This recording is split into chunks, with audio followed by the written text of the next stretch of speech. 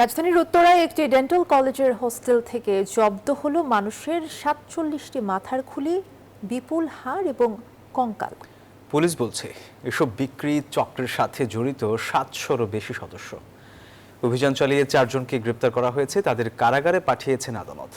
গোপন সংবাদের ভিত্তিতে রাজধানীর মণিপুরি পাড়া থেকে প্রথমে কঙ্কাল সহ একজনকে আটক করে পুলিশ।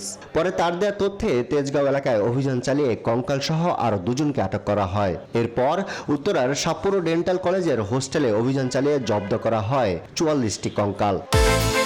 বিকাশ পেমেন্টে ১০,০০০ টাকার বেশি অফার, শপিং চলছে তো। সংবাদ সম্মেলনে পুলিশ জানায় গ্রেফতারকৃত মূল ব্যক্তির নামে ২১টি মামলা রয়েছে। গাজীপুর, ময়মনসিংহ, শেরপুর ও জামালপুর সহ বিভিন্ন এলাকার কবরস্থান থেকে এই কঙ্কালগুলো চুরি করে প্রসেসিং করে তা বিক্রি করত মেডিকেল কলেজ শিক্ষার্থীদের কাছে। দুই স্টুডেন্ট যে দুজনকে আমরা পেলাম, তারা আমাদের কাছে স্বীকার করেছে যে তারা গত কয়েক বছর যাবতই এই কঙ্কাল যে অবৈধভাবে যে কবর থেকে উত্তোলনের পরে প্রসেস করে যে বিক্রি করার এই কাজের সঙ্গে তারা যুক্ত।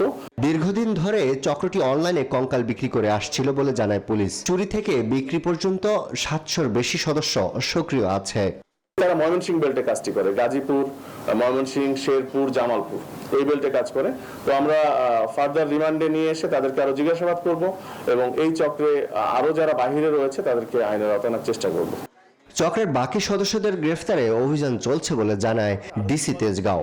বডি একটি রুমে পায়। ৪০২ নম্বর। আরিফুল ইসলাম, নিউজ 24, ঢাকা।